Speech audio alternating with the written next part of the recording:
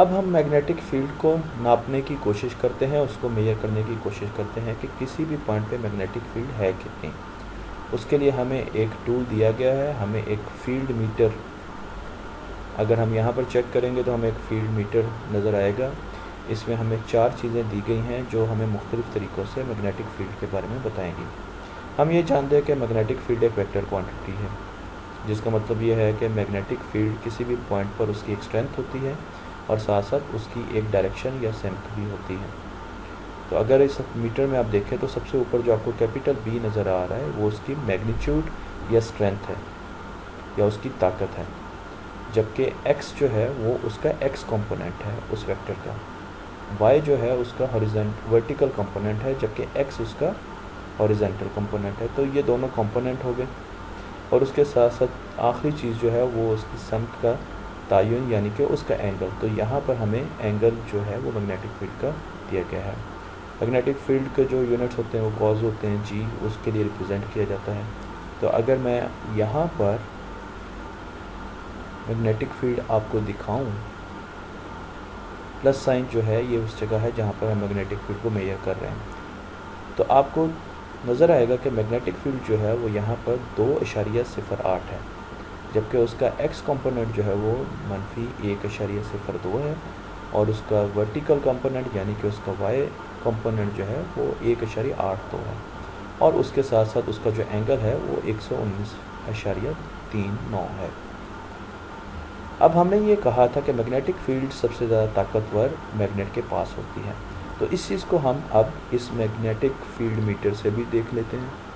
अगर मैं यहाँ पर मैग्नेटिक फील्ड मेजर करूँ तो आप देखेंगे कि मैग्नेटिक फील्ड जो है वो 5.11 आ रही है और जो ही मैं इससे दूर जाऊँगा तो आप देखेंगे कि मैग्नेटिक फील्ड 2 हुई, 1.6 और फिर तकरीबन 0.5 रह गई। तो जो मैं इसके पास मैग्नेट के पास आऊँगा और मैग्नेटिक फील्ड जो है वो फिर बढ़ना शुरू हो जाएगी। इसी तरीके से हम साइडवाइज देखते हैं तो मैग्नेट के पास मैग्नेटिक फील्ड 45.27 है। जैसे जैसे मैं इससे दूर जाऊंगा तो मैग्नेटिक फील्ड जो है वो कम होती जाएगी। तो ये उस चीज़ को साबित करती है कि मैग्नेटिक फील्ड जो है वो सबसे ज़्यादा ताकतवर मैग्नेट के बिल्कुल पास होती है।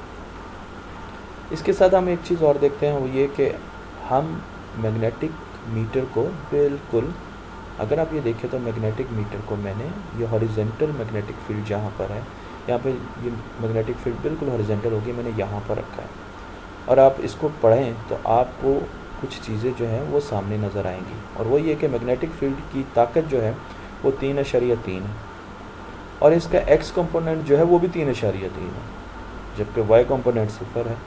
और ये बड़ा सामने की चीज़ है और ये बड़ा आम से नज़र आ रहा है कि मैग्नेटिक फील्ड जो है वो बिल्कुल एक लाइन की तरह है, हॉरिजेंटल है। तो इस वेक्टर का हॉरिजेंटल कंपोनेंट जो है वो बहुत ताकतवर है, क्योंकि ये लाइन जो है ख़ुद हॉरिजेंटल है, तो इसमें एक्चुअली है ही हॉरिजेंटल कंपोनेंट। और इसका जो y कंपोनेंट है, अगर मैं इसको यहाँ पे देखूँ तो इसका y कंपोनेंट तो है ही कुछ नहीं, क्योंकि उसकी साइड पर कोई चीज़ है ही नहीं, और इसका x कंपोनेंट एक्चुअली ये खुद मैग्नेटिक फील्ड है। इसलिए आपको सारी मैग्नेटिक फील्ड की ताकत नज़र आएगी कि वो आ रही है उसके हॉरिजेंटल कंपोनेंट से, और उसकी आपको जो वर्टिकल कंपोनेंट है उससे कोई ताकत नज़र नहीं आएगी। इसी तरीके से अगर मैं यहाँ पर चला जाता हूँ तो यहाँ पर आपको दोनों ताकतें जो हैं वो नज़र आएंगी इस कंपोनेंट पे। उसकी वजह यह है कि अगर आप मैग्नेटिक फील्ड की समत को देखें, ये डायरेक्शन को देखें, तो ये थोड़ी सी 45 के एंगल पर जिस तरह है, अगर आप एंगल देखें तो ये तकरीबन आपको एक्चुअल एंगल जो है वो 56 है। तो आप ये देखें तो ये 56 का एंगल जो है वो बना रही है, और इसके साथ इसकी जो स्ट्रेंथ है मैग्नेटिक फील्ड वो 7.88 है। और अगर आप x कंपोनेंट देखें तो वो 4.37 है, और अगर आप इसका y कंपोनेंट देखें तो वो 6.55 है। तो इसमें तो दोनों कंपोनेंट जो है, और इन दोनों कंपोनेंट से हम किस तरह मैग्नेटिक फील्ड निकालेंगे, वो पाइथागोरस थ्योरम जो है जिसको हम फिसागोरस थ्योरम कहते हैं, उसे आप आराम से निकाल सकते हैं, जिसमें बताया जाता है कि a² + b² = c²।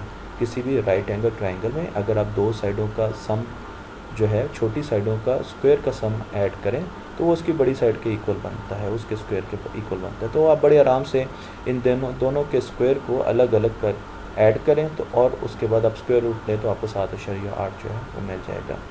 इसके साथ साथ आपने एक चीज़ और भी गौर की होगी कि हमें एंगल भी साथ साथ मिल रहा है 56। अगर मैं यहाँ पर आ जाऊँ तो यहाँ पर आप देखेंगे कि वर्टिकल कंपोनेंट मैक्सिमम है, क्योंकि लाइन्स जो है वो इस तरह ऊपर की तरफ जा रही हैं, तो वर्टिकल कंपोनेंट जो है वो मैक्सिमम है, जबकि हॉरिजेंटल कंपोनेंट ना होने के बराबर है। तो हम देखते हैं कि यहाँ पर मैग्नेटिक फील्ड जो है वो टोटल स्ट्रेंथ उसकी 47.64 है। उसका आप हॉरिजेंटल कंपोनेंट देखें तो वो तकरीबन 4.77 है, पर अगर इसका वर्टिकल कंपोनेंट देखें तो वो 47.40 है।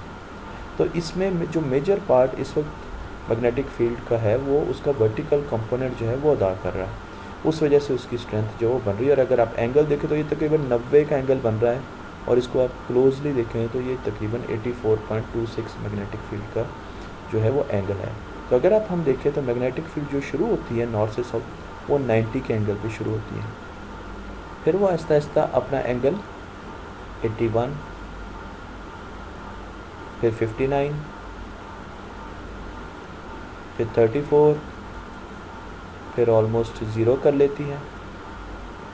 फिर अगर मैं यहाँ पे दूँ तो अब नीचे की तरफ आ रही है मैग्नेटिक फील्ड, तो -20, -45,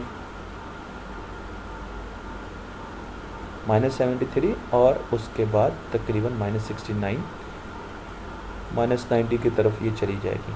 तो जिस तरह हमारी एंगल जो है वो चेंज होता है, उसी तरीके से हमारी जो स्ट्रेंथ है मैग्नेटिक फील्ड की वो भी चेंज होती है। एक छोटा सा एक्सपेरिमेंट और कर लेते हैं। हम मैग्नेट को थोड़ा सा ऊपर ले जाते हैं